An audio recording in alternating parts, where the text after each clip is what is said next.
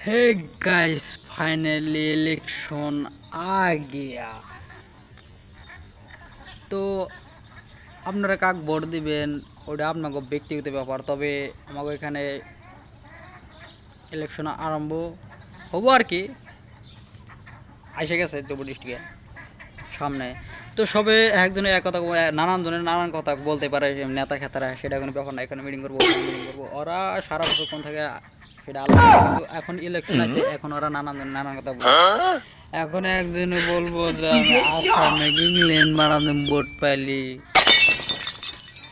আর একজনে বলবো আমি আসামে ভোট পাইলে হ্যারে আমেরিকান বানাতে।